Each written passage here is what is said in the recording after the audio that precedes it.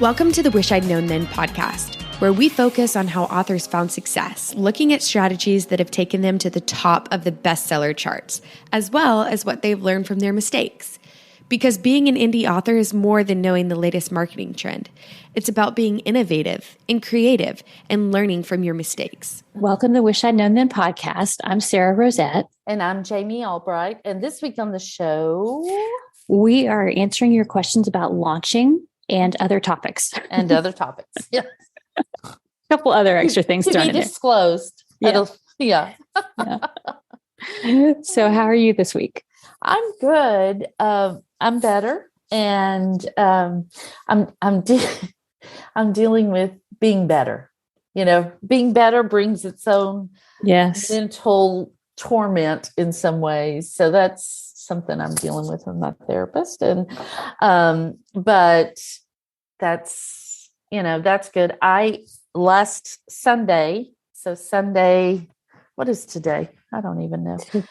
Today, the 21st. The 21st. So last Sunday, I got on a plane and I bought tickets to 20 books and I bought a plane ticket the day before, which, I really got a pretty good price on a plane ticket. It's amazing. Spirit Airlines. So I was tired because I had to pedal the whole way, but I got there and I didn't have to pay an arm and a leg, but it was so good. I went on Monday and I stayed until Friday. A friend of mine had a room with 2 beds and she said, just come. And so I did. And it was so healing to have so many people hug me and just love on me and be so super kind. And so for all of you who are listening that came up to me and cried and really felt my pain, I just can't even tell you how much I appreciated it. It really made a difference. And I learned some good stuff. From a few, I didn't really go to the talks, even though I knew I'd go to a couple of them, a few of them, but they were good. It was good. And it was interesting. And, but I'm glad I'm home and just getting ready for Thanksgiving. That's why we're recording on a Monday. And, so that's me. Okay. Well, good. I'm glad you got to go. Me too. I'm doing good. I've gotten some things rolling on, like finishing up the Kickstarter. We'll talk about that. It's one of the questions. Yeah. And I've been working on sales tax because I'm going to start doing some direct sales. And so I had a little meeting with my accountant person and she was like, yes, you need to apply for this sales tax certificate. So I'm working on that. And of course, it's for somebody who doesn't deal with it all the time. I feel like I'm like wandering around just in Googling. Like, I will get it sorted out. What did we do before Google? I don't know. I just we went to the library a lot, I guess. Encyclopedias from 1978 that my family still has. I saw them when I was there. I was like, don't get rid of these. That is something. Yeah. But just working on stuff like that. And just trying to get a bunch of things rounded off. It's kind of a weird day because like a strange week because it's a short week in the US and family coming in. So I'm planning on not doing anything from like Wednesday on. Yeah. And I'm going to make myself not do anything, which sometimes I have a hard time doing that. Right. But I am excited. I'm going to go see the new Benoit Blanc movie that comes out on Wednesday, I think. The Glass Onion. Have you seen that? No. Yeah, it's a special limited release, like for a week or something. Oh, really? So, yes. So I think the whole family's going to go with me. So that'll be fun. That'll be great. How fun are you seeing it here in our area? So is it at a regular theater? Or yes. Well, it's going to be at several theaters, but only like for a week, I think. I read that I forgot who it was, Netflix maybe, bought the rights to the franchise. And so apparently they were originally only going to release it on Right. Netflix. And then Right. movie theater owners were like, no, you have to release it in the theater, because Right. the first Knives Out did so well. Yeah. So this is Knives Out. Knives Out 2, basically. Yeah, Knives Out 2. Yeah. Yeah. So that'll be fun. Yeah. The first one was so great. I know. Great. Yeah. I know. So, okay. So that's my news. That's my entertainment update. All right. Well, let's get into the questions. Okay. So, all right. Let's see. The first one. So we should say we put up a form in the group, a link to a Google form in the group, and you can go in there and just list out your question, and we'll do these Q&As every so often. So you can ask us anything you want about publishing, writing, movies, anything. So, yeah. We're making it sound so official, but it's really when we don't have a guest. So there you go. That's our little secret. Shh, don't tell anybody. But we know that y'all do have questions too. Yes. All right. The first question is from Anne. She says, I'd love to know how using Book Vault turned out in terms of price and delivery times. So Book Vault is what I'm using to fulfill the Kickstarter. Yeah. And their customer service is really responsive. I've had a couple of things happen. I did some test copies to see how they would look, because I'm using color, and they turned out beautiful. I did a test. So I placed a special order, because one of my things was for, like, you can have a customized interior file for you. It's one of my higher tiers. And I got that, and there were a couple of things wrong with it.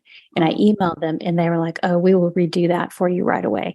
So they redid it. They shipped it to me, didn't charge me anything. So I got that, and I turned in the big order, because I had to wait until I put everything in backer kit, and you have to wait for people to reply to give you their mailing address and everything. And it gives an opportunity to, like, consolidate everything, get all your numbers finalized. So got all that done, turned in the order, and it's on its way to me. So I think I have about 6 boxes of books that are going to be delivered via FedEx.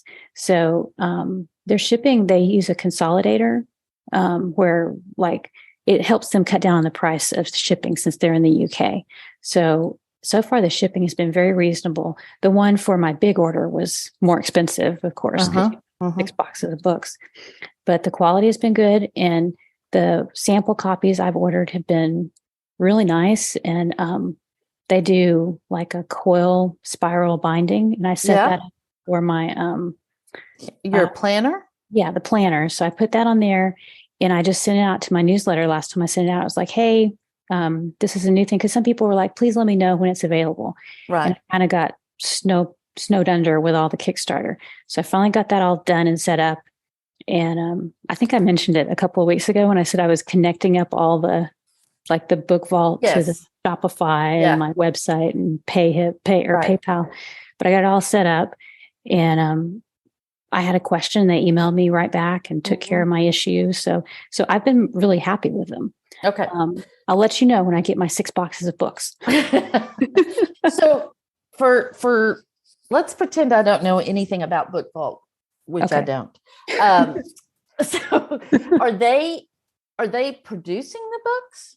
Yes, they're printing them. They're like Ingram, and they're a little, well, when I priced my stuff out for the Kickstarter, Book Vault was a much better price than Ingram.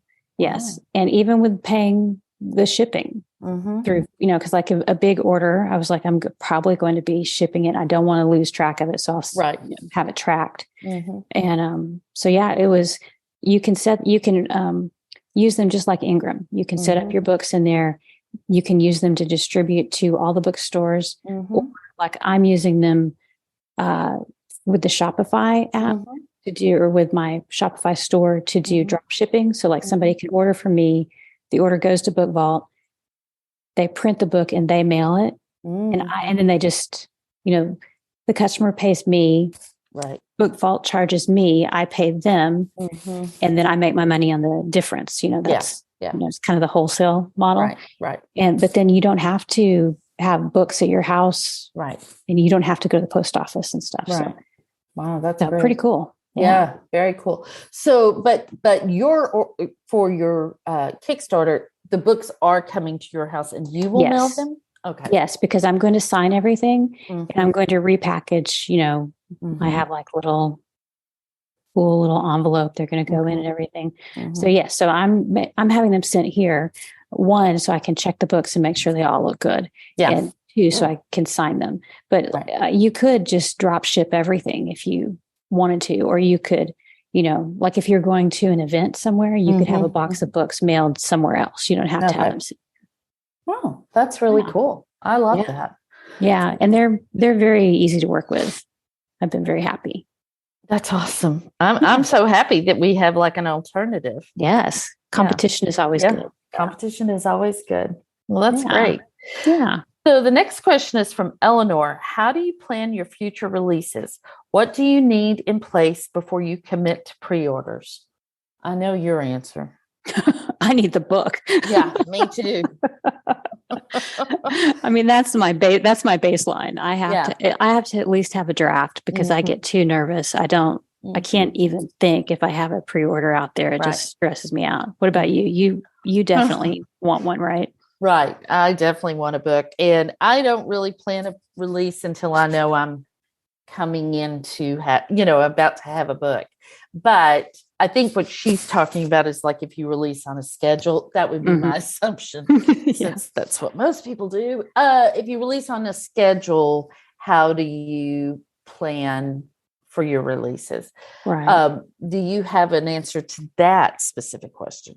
Well, I think that I've slowed down quite a bit, but when I was doing maybe two to three books a year, I tried to have everything scheduled out where like I would know it's going to go to the copy editor say in January, and then I'll get it back from her later that month. And then in February, it'll go to the proofreader. Yeah. And then from the proofreader, now I send it to the audiobook narrator. So that's like a 3-month turnaround for all of that. Yeah. Or maybe 3.5 really, to be realistic and give a little extra. So like I would get all that scheduled out before, and then I like to get my cover pretty early. I wait until I've started the book, so I'm sure kind of where it's going. Right. And then I would probably order my cover even before I'd finished the book. So, like I think if you're on a schedule where you're doing several books a year, I think you pretty much have to have all that planned out, because the cover artist and the editor, everybody book up, So I'm planning ahead. I've booked some slots for my narrator and my editor and my proofreader for 2023, just so that I know I can get in. Yeah. Yeah. But as far as like, I do all that and I don't put up a pre-order. I'll probably put up a pre-order if I have the book finished, right? But I wouldn't put it up until I have most of that. Right. Until I have the book done and I know it's going to make it through all the little areas it needs to go through. Correct. And I know a lot. I mean, we both know a lot of people that put that pre-order up, if they're wide in particular, as soon as or before the next book comes out. If you can write to deadline, and then that's what you should do. Just schedule it. You just schedule it. And you write to those dates. I too always have my cover early in the process. But I think, the problem is that I talked to a couple of people while I was at 20 Books that had rough years because, that seemed those conversations seemed to center around me. Yeah. And had to cancel pre-orders. Right. And for a while, Amazon was giving us some grace because of COVID, but they both lost their ability to do pre-orders. So I feel like you kind of have to know yourself. And if you know you can write to deadline and you can get that book out no matter what, then put the pre-order up. But if you can't, then wait until you're at least farther along in the writing process. Maybe when the editing process starts, I don't know, but I would say if it's careful, I guess. Yeah, I would say if it's your very first book, I wouldn't put a pre-order until it's like all done. Yeah, me too. And then that would give you time to like market it and stuff, and kind of start getting the word out. Right. But if deadlines motivate you, Yeah. Some people have like 3 and 4 pre-orders, but then you've got to like slot in all the other stuff to make sure you'll make it. Right. And so I think for me going forward, I'm changing everything up after that Kickstarter. Yeah. So I will probably do a Kickstarter. Like if I haven't, like I'll write the book, finish it. Yeah. I'll do a Kickstarter and then it'll be exclusive to the Kickstarter. And then I'll probably sell it on through Shopify for, before I release it wide. And then eventually I'll release it wide. So I'm starting to think about releases in that way. So it's going to basically extend out let me release it in different areas in like to different groups, and so I think that will take a lot of the pressure off of, I haven't had a book out in a year or whatever. Right. So that's kind of what I'm thinking. So I'm kind of revamping my the way you pre-order look plans.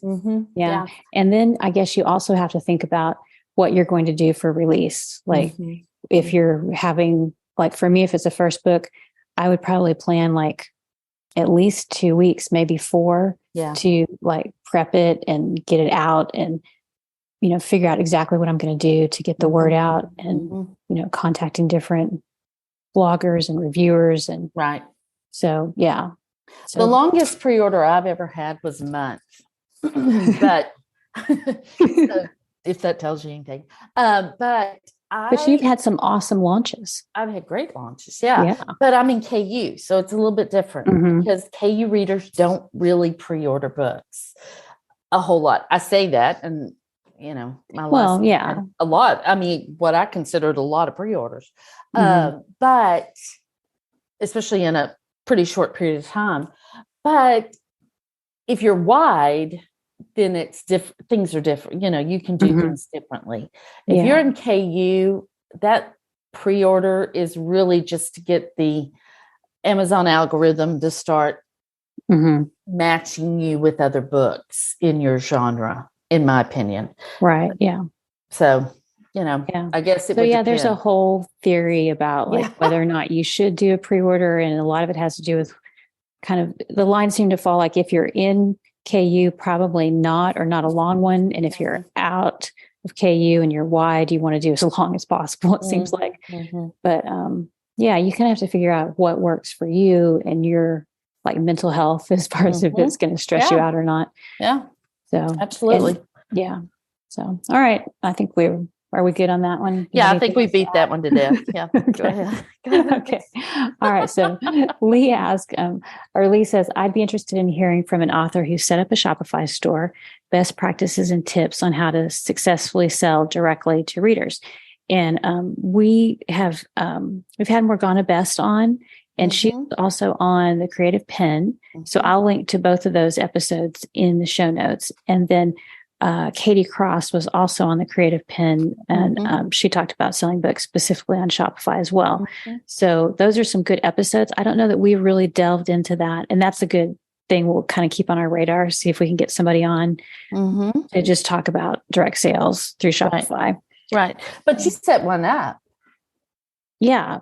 Well, I'm in the process, and it is a process. Let me tell you. Okay. Well, Lee, there's your answer. It's a process. Set aside some days. It is. Unless you have somebody to do it for you, which you can. Yeah. You can. Yeah. And I'm thinking there are certain parts of this that I'm going to outsource. I'm the type of person I feel like I need to at least grasp the concept myself so that I'll know how to go in and update things. Yeah. But then later on, I'll be like, okay, I can like image creation, because you have to create an image of every product. So like you need your ebook, you need your print book, your audio. So you need an image, and that, you want them all to be the same so that it looks cohesive. So I was like, that might be something I could outsource to just make it go faster. Yeah. So absolutely. But you were talking about, if you're going to do Shopify, you need to do this tax thing, correct? Yeah. Yes. Yeah. You got to do the taxes. So there are stages, but I will tell you that there was a lot of talk about direct sales at 20 Books. I bet. Yeah. A lot. In fact, I had dinner with Monica and Russell and a guy named Pierre. I'm not going to pronounce his last name right. Jonte. I know that's not right. Sorry, Pierre, if you're listening. But his entire business is built on direct sales, and he sells poetry and he makes 7 figures. Wow. We should get him on the podcast. We are going to. That sounds terrific. Yeah, okay. So that'll be coming up soon. Yeah. So hang on, Lee, and we can maybe get your questions answered that way. Yeah. And I would also recommend, if you're very seriously considering it, take Morgana Best's course. She wrote the Morgana Best. She has a course about authors selling direct. And she's done this for years, and it's very detailed. So I would recommend that. Yeah. Right. Great. Okay. So Meg Jolly says, how do you navigate a significant period, weeks, months of turbulence successfully, i.e., ill health that pulls the rug out from under your feet? What can you do to be kind to yourself and not place extra pressure upon yourself, but also not let your writing career and hard work fall apart? I'm going to hand this off to you. Oh my gosh, Meg, bless your heart. That's all I got to say is bless your heart. So unless you're a new listener, you know that I've been through this, but with my sister's illness. And the thing about stuff like this is you just can't plan it. It just happens. And the smallest thing, like you could get a cut on your foot and it's just an inconvenience. And the next thing you know, you've got staph and you can't, you just don't know. Anything can happen. And so not to be doom and gloom, but we do need to kind of mentally at least prepare ourselves for that. And so a few things that I've done to, try to keep my book selling and also try not to lose my mind is one, cutting back just on our household things. I used to have these lovely lashes. I don't have them anymore because, I would go get lash extensions, and that was $60 a month. More if I had to go get go in more than once a month. And sometimes I did. And that's just money I don't need to spend. I had a subscription to a massage place here. I don't have that anymore. Just cutting back on the extras so that you don't feel that financial pressure. If you don't have anything to cut back on, that's tough, but most of us have something that we could tighten our belt on, even though most of us are tightening our belt now anyway. But also, just little things for self-care. Since my sister died, I have not washed my hair once. Now, it's been washed, but I haven't done it. I've gone to this little family cut salon, where you can get a haircut for $10, and they wash my hair for $20. And for me, because I don't wash my hair that often because my scalp gets real dry. For me, it's worth the money for that 15, 20 minutes of them massaging my head and making me feel a little bit better about kind of just a little pampering. It's just whatever is for me. That's the thing. I don't have any idea why that's the thing, but it is the thing.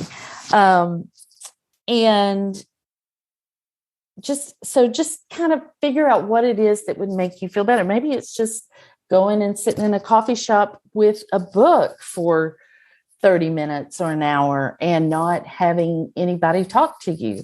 Whatever it is, try to do that at least once a week would be my thing.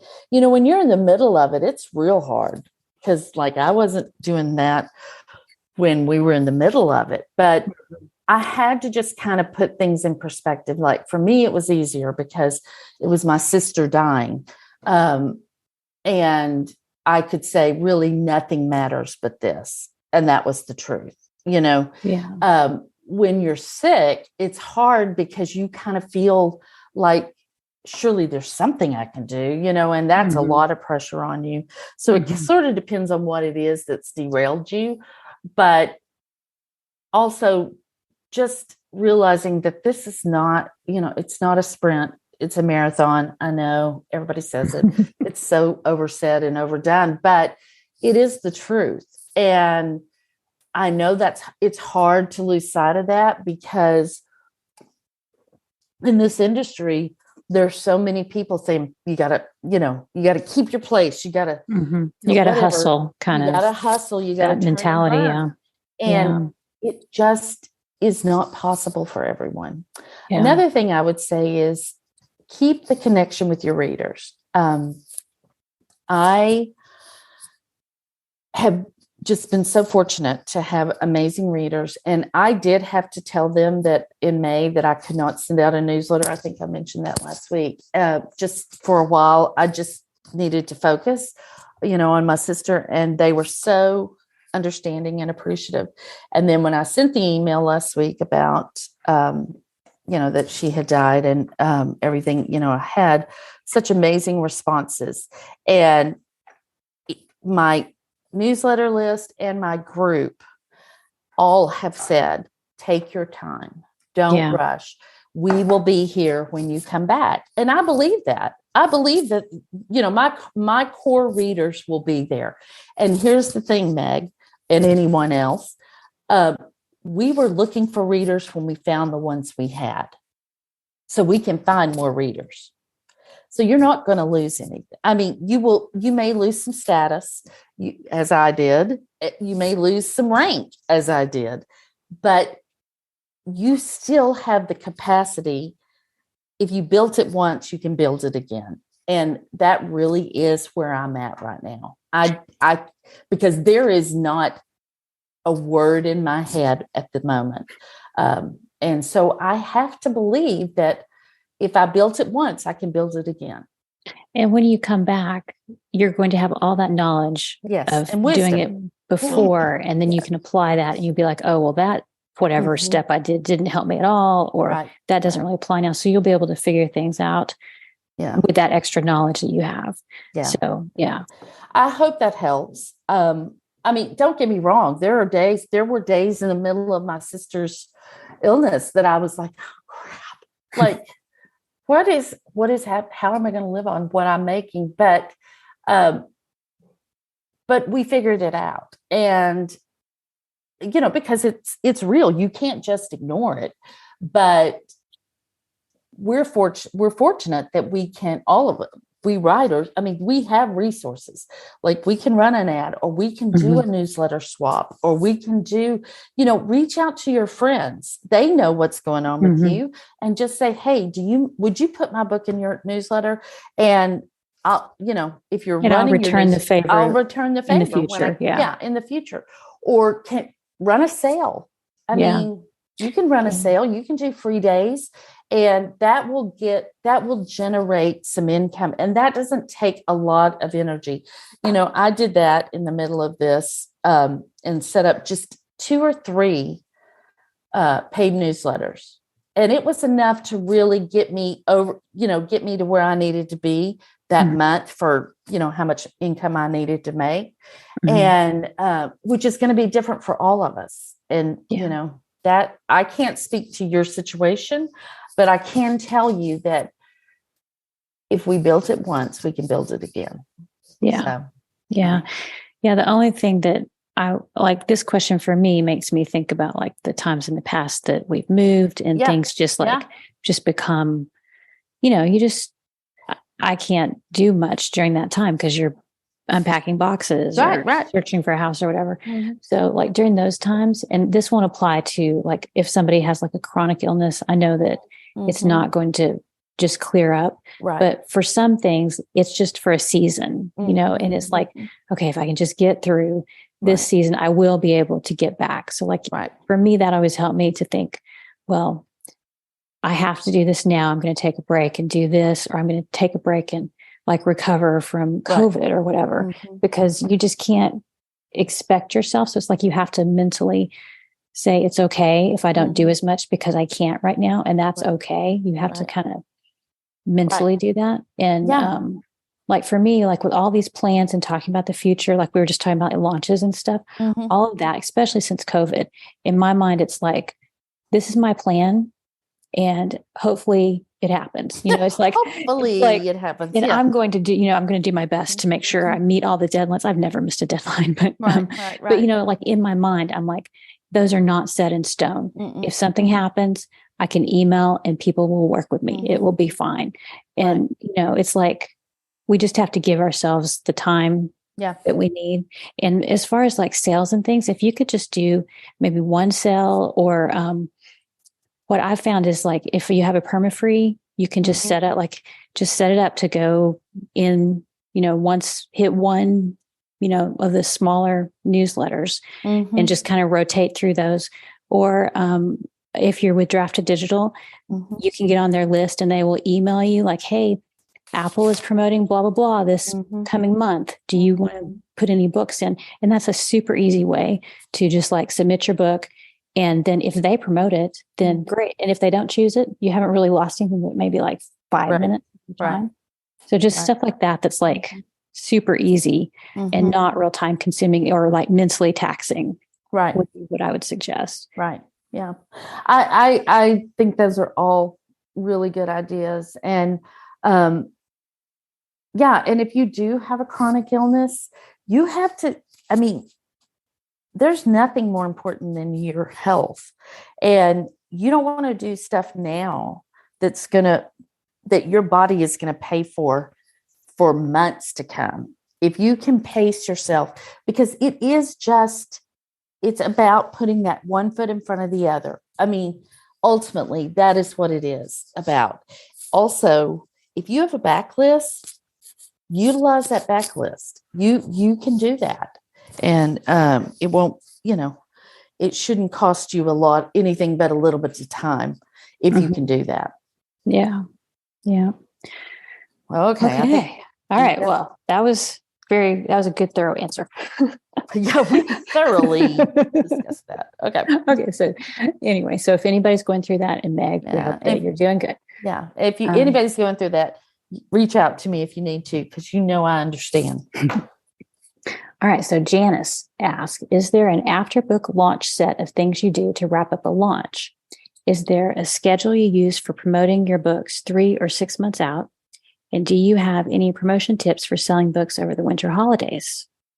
All right. So let's take them one at a time. Okay. Do you have an after book launch set of things you do to wrap up the launch? Do you have anything specific that comes to mind, Jamie? Well, sometimes, usually after a couple of weeks, depending on how well the launch is going, but after a couple of weeks, I will say, I'll send out an email saying that I'm raising the price, because I usually lately I've been releasing at $3.99, and then the price will go up to either $4.99 or $5.99. And so I think currently my books are for $5.99 right now. And so that's kind of signals the end of, I'll say, hey, if you haven't gotten the book and you want a copy of the book or whatever, if you're not in KU, then now's your time, because on Wednesday or whatever, the price is going up. So I do that. I don't do another push, which I probably should do. That's a pretty good idea. This past launch, I ended up putting it was launch of book 2. I put book 1 to free a month after book 2 launched. And that really helped help sustain. Yeah. I put it free, ran a bunch of promos, and that really helped book 1, but it also helped book 2 stay pretty steady for a couple of months. So, but this is the first book I've done that for, because I have an audience. If you don't have an audience, I don't know if I'd do that. I might just do the book 1 free right before you launch book 2. So, but if you have an audience, it's something to think about. Yeah, that's what I do. Yeah. I don't really have a very specific like after book launch wrap up thing. I mean, other than like, go have some chocolate cake or something because I'm so happy that it's out. A stiff drink. Yeah. Yeah. But I think it would be a good idea to add this to my plans that, like when something launches, and I do have more of a, like just a general, because my books are normally in series. I'm like, so I'm going to hit, the historical this quarter and run a sale or promote it to my newsletter list or something. And then the next quarter, I'll hit the next series, book one. So, I mean, it would be a smart idea to do that. And just to kind of work that into the plans. Another thing I've heard, I can't remember where I heard this, was on a podcast. An author was talking about, he or she promoted their book, hey, this book is out. And then after a couple of weeks, maybe a month, they sent a reminder to their newsletter list that they could order it from their library or request it from their library. And I was like, oh, that's smart because that is good. And, you've got, people, like it gives you another reason to get in touch. And I do a thing where after the book is out, I will send an email, like the next email I send out, I'll usually say, thank you for such a nice launch. I appreciate everybody who bought it and reviewed it. And then that way, if people haven't seen it, it's a way to remind them of it and let them know about it without being really pushy about it and continuing to, but it's like you're saying thank you. So that's one way you can bring it up. Okay. I don't worry about being pushy, but Sarah does. So, well, I have learned that people don't mind if you talk about your books a lot. That's the thing that Kickstarter taught me. They don't. Yeah. So I don't really have a schedule. Do you have a schedule for 3 or 6 months out or anything like that? No, other than that, what I said about, I will probably do that again, put the book just before the one that's launching free a month after. Yeah. It really worked well. Really kept things steady for several months. So I appreciated that. So I don't have a schedule either. Yeah. In the past, what I've done is like I'll launch the book and then I know that after I have 3 out, though I'll probably box them up, although I haven't done that yet with the historical because it's just fallen off my to-do list. But that's a good thing to do after a couple of months, or a year. You can put them together. You can, do different things with bundles and things. Actually, Janice, also, it depends on how fast you launch. Like if you're launching every quarter or 3 times a year, I don't know that you're going to be thinking that much about your last launch. For me, because I don't launch very fast, I'm still promoting that book just like it came out. I mean, I'm doing all the things except running promos. I'm still trying to get newsletter swaps. I'm still, 3 and 6 months out. I'm still trying to push that book or push book one. So, there's no limit. I've noticed that, the saying that whenever a reader finds your book, it's new to them. It doesn't matter if it came out 5 years ago, they don't care.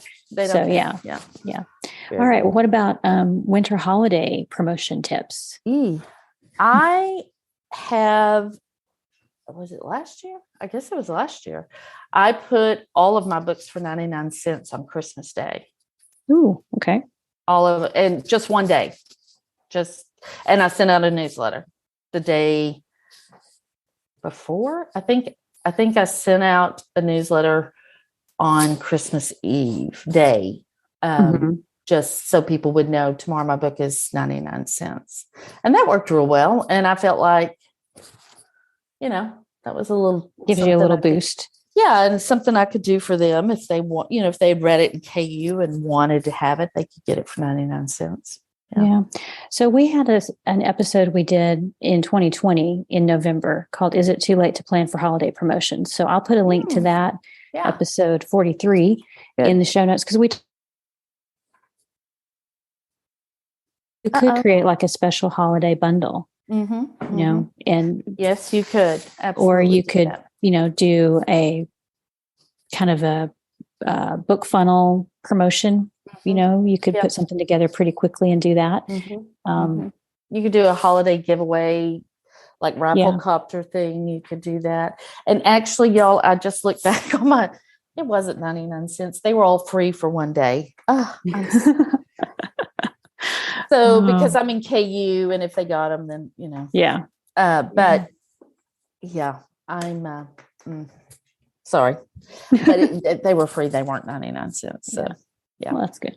Yeah. Yeah. So I would say, and I've got a holiday novella that I'll put on sale, not every year, but kind of like every other year I'll put it on sale. And I think I have that scheduled to go this coming week. And so that'll give me something to say, hey, have you read this novella? You can get it for 99 cents from now. Like, a couple little ideas there. Yeah. Very good.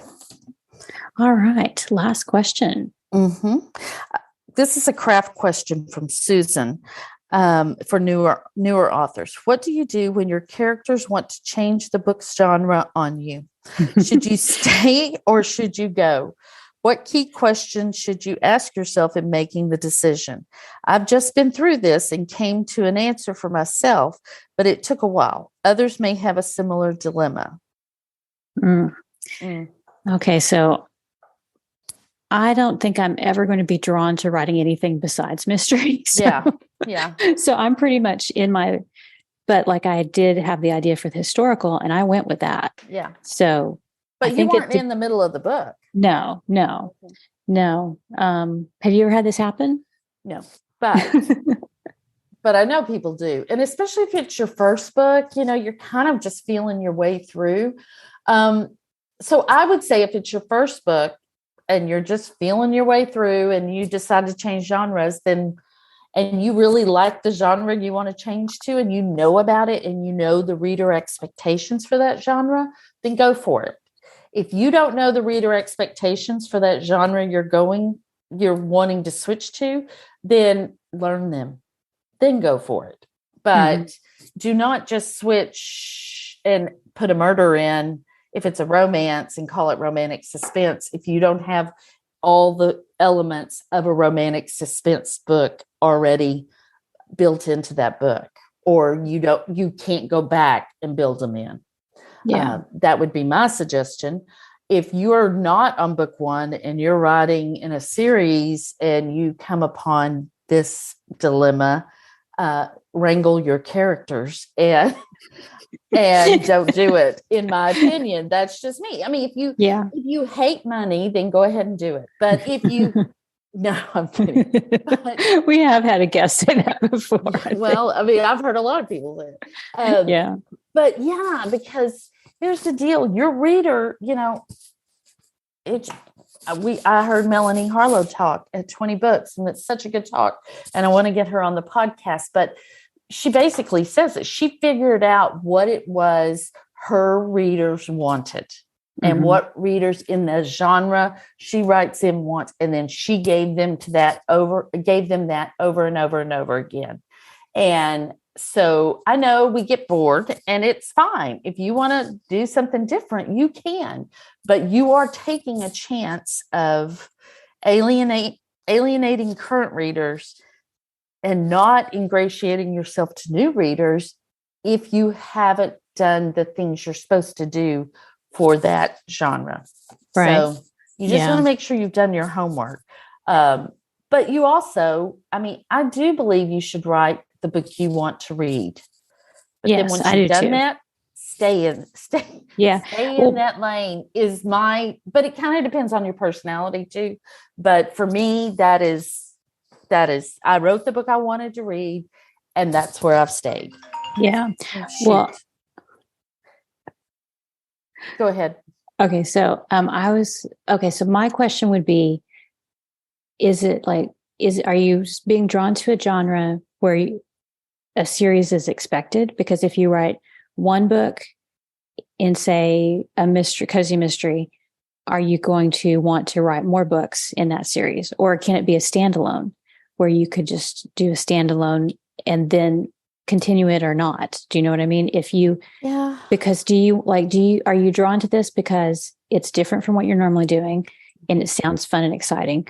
Or would you be okay camping out there for maybe 3, 5, 7 books, Yeah. a couple of years, and I have this debate with myself too, because there are certain books that I want to write. They're not cozy mysteries, but they're close. They're in a close subgenre that I think my readers would go over to. Yeah. But there's this whole, you almost need several books to get momentum going. Like if you're going to switch to thrillers, you're going to do better if you have multiple 3 or 4 thrillers, and then your readers are like, oh, here's another thriller from my favorite author. Whereas if you write 2 thrillers and then you switch to urban fantasy, people may be like, oh, that's not really what I wanted. They might like it and they might try it, but your chances of them coming along with you are lower. So I think you've got to think about the long term. Is it something that you want to keep doing? And it's okay if it's a one-off and you're just going to write it because you want to, and you need to. Sometimes we need to write certain books to kind of get them out of our systems.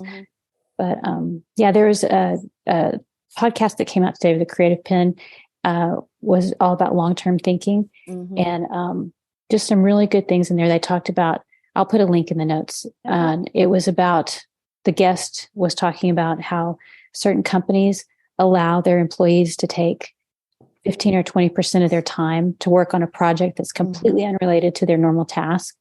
And I think she said that was how the 3M came up with sticky notes, and that's where Gmail came from and all these different things. So sometimes we need that creative break. And we just have to figure out how we balance that with our other writing and income. Like for me, that would not be a good idea because I don't do 20%. Yeah. I don't put out books fast. So my readers would be waiting on a book they want while I'm writing this fun little project they may not even read. I will say that I did have an idea for something that my readers would have read. It was another genre. My readers would have read it. I know they would have. They've said they would, but I know they would have. But the readers of that genre would not have come back and read my romance books. So for me, that is not a good decision.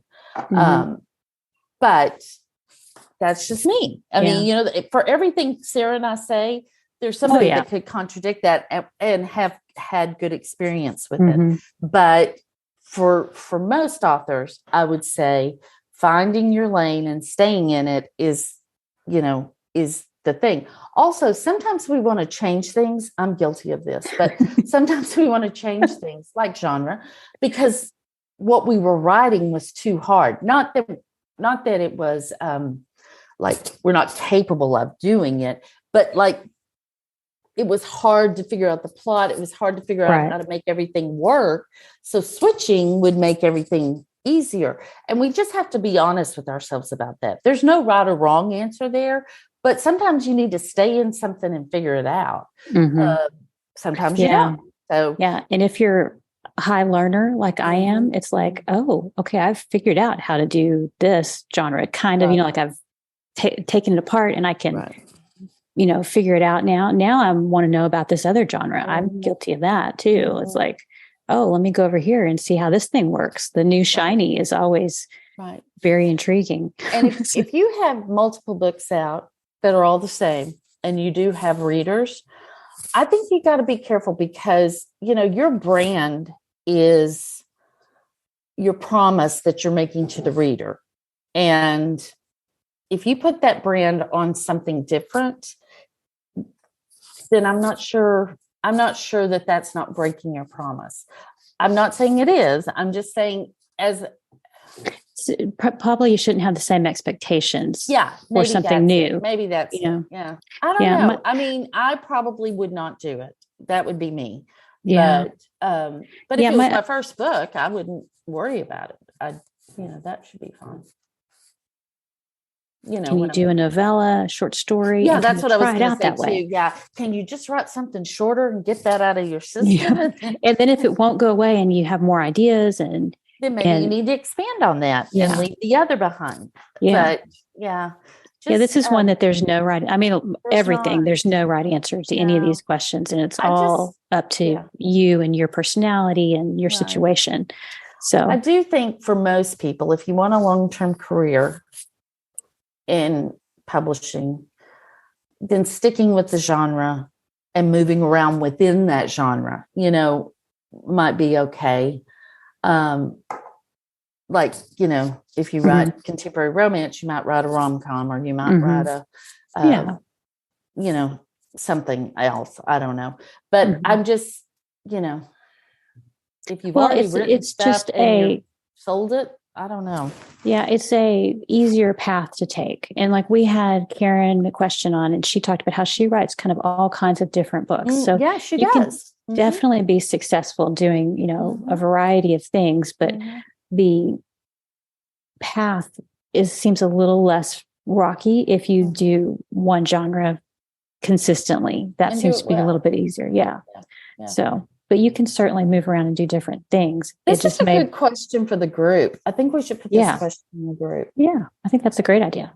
Yeah, because you're going to get different opinions. Sarah and I, y'all all know how we feel about this. Yeah. I mean, if you've been listening for any period of time, we believe in pick your genre, stay in it. But there are other people that have been successful doing something different. And so and sometimes it's that different thing that's the breakout for them. So, so we're not never do that. No.